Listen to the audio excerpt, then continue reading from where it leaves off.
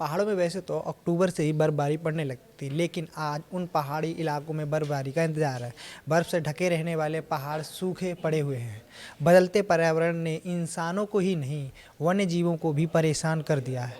पहाड़ों पर मुसीबतें कैसे बढ़ रही हैं? भारत से क्या कोई बारिश और बर्फबारी छीन रहा है? चलिए इसके बारे में विस्तार से समझते हैं। जम्मू कश्मीर हो या हिमाचल या फिर उत्तराखंड के लोग सभी हिमालय में बर्फबारी कमी से चिंतित हैं। पहाड़ों की चोटियों में रहने वाले लोगों के लिए बर्फबारी बेहद अहम है, क्योंकि इसके बिना इनका जनजीवन अस्त व्यस्त हो जाएगा। लोगों को पता है कि हिमालय रहेगा तो जीवन रहेगा। पानी, खेती, बिजली, पर्यावरण, अर्थव्यवस्था और राष्ट्रीय सुरक्षा सबके पीछे हिमालय है।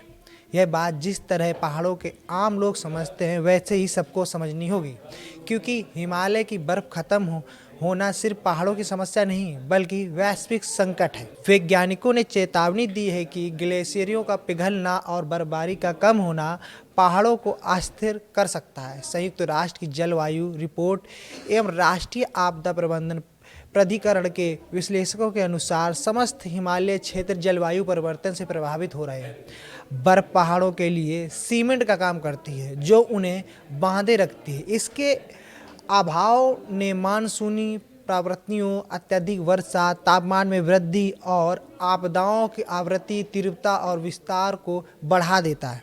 चीन की कोशिश अपने प्राकृतिक संसाधनों के अधिकतर दोहन के चलते वहाँ पर भी इस तरीके की समस्याएं देखने को मिल रही। साथ ही वह पिछले 15 वर्ष से तिब्बत में बड़े पैमाने पर कृत्रिम वर्षा कार्यक्रम चला रहा है। तिब्बत के बंजर पठारों को उर्वरक बनाने के लिए कोशिश कर रहा है। चीन अपने प्राकृतिक व कृत्रिम जल भंडारों को लबालब रखना चाहता है। कृत्रिम वर्षों से खतरा यह है कि हिमालय का प्राकृतिक परिवेश बदल सकता है। अभी सुरक्षा विशेषज्ञ दबी जुबान में मानते हैं कि यह कोशिश दरअसल पानी या वर्षा की चोरी है। वैसे इसे सीधे साबित करना अभी असंभव है, पर अध्ययन जरूरी है। कहीं ऐसा ना हो कि हम पड़ोसियों के हाथ अपने हिस्से का पानी और बर्फ गंवा दें।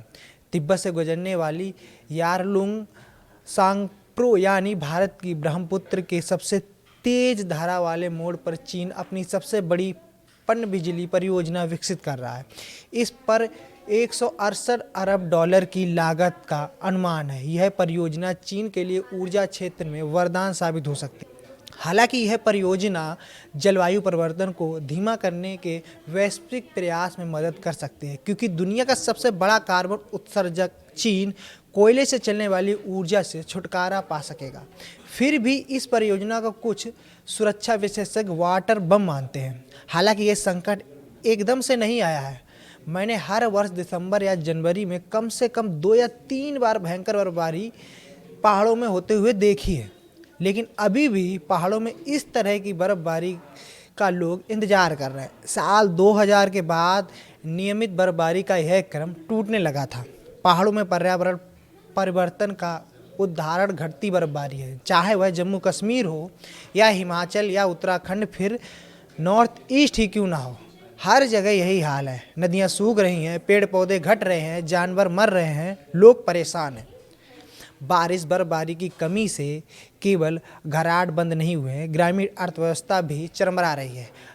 पहाड़ी जिलों में आज भी 80% से ज़्यादा लोग खेती बाड़ी के भरोसे ही रहते हैं। बर्फबारी बारिश की बेरुखी से खेत बंजर होने के साथ साथ पशुपालन भी बुरी तरह से प्रभावित हुआ है। पहाड़ी क्षेत्र खेती और पशुपालन संयुक्त जीवन पद्धति का एक हिस्सा है। खेतों से निकलने वाला भूसा, पराली और फसल अवशेष पशुओं का मुख्य चारा है, जबकि पशु खेती के लिए खाद उपलब्ध कराते हैं और अन्य काम में भी आते हैं। यह एक पूरक चक्र है जो पीढ़ियों से पहाड़ी समाज को आत्मनिर्भर बनाते हुए आया है। इस चक्र के टूटते ही ग्रामीण अर्थव्यवस्था डगमगाने लगेगी। हमको दुनिया का अध्ययन करना जरूरी है। जब हिमालय की चोटियां काली नजर आने लगी हैं, तो इस मौसम में ओली जैसी बर्फ से लकदक रहने वाली हिल स्टेशन काले पड़ रहे हैं।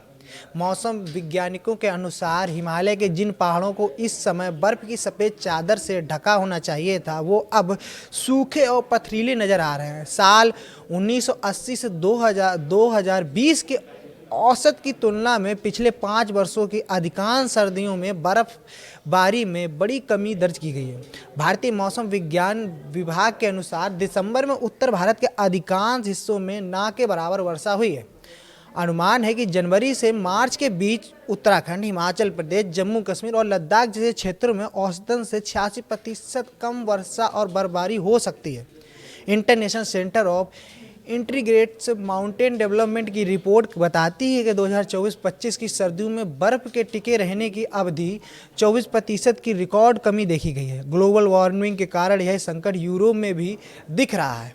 उत्तराखंड के साथ ही जम्मू कश्मीर, हिमाचल प्रदेश और उत्तर पूर्व भी बर्फबारी की कमी से प्रभावित है। कम बर्फबारी के पीछे इस बार पश्चिमी विक्षोभ का कमज़ोर होना मुख्य वजह है। पहले भूमध्य सागर से आने वाली ठंडी हवाएं हिमालयी क्षेत्र में भरपूर बर्फबारी लाती थीं। ये विक्षोभ उच्च क्षेत्रों को बर्फ से पूरी तरह ढक देता था। विशेषज्ञों का कहना है कि हिमालय अब दोहरी मार झेल रहा है। एक तरफ पुराने ग्लेशियर तेज़ी से पिघल रहे हैं और दूसरी तरफ नई बर्फबारी हो नहीं रही है। स्नो लाइन 60 मीटर के आसपास पीछे खिसक गई है। यह स्थिति आने वाले समय में दक्षिण एशिया के सबसे बड़े हिस्से के लिए गंभीर जल और पर्यावरणीय संकट पैदा कर सकते हैं। अगर यही हाल रहा तो आने वाले समय में जल स्रोत, कृषि और पर्यावरण पर गंभीर असर देखने को मिलेगा। विशेषज्ञ समय पर बर्फबारी और बारिश के साथ साथ जल संरक्षण, मौसम के अनुरूप खेती और पर्यावरण संतुलन बनाए रखने को इस संकट से निपटने का एकमात्र रास्ता बताते हैं। Inter government panel on climate change की रिपोर्ट के अनुसार बढ़ते तापमान के कारण न केवल बर्फबारी कम हो रही है, बल्कि जो थोड़ी बहुत बर्फ गिरती भी है वह भी तेज़ी से पिघल जाती है। निचले इलाकों में अब बर्फ के बजाय बारिश देखी जा रही है। वैज्ञानिक इसे स्नो ड्रॉट यानी बर्फ का सूखा कह रहे हैं, जो आने वाले समय में एक बड़े जल संकट की ओर इशारा कर रहा है। आपको ये खबर कैसी लगी कमेंट करके बताएं।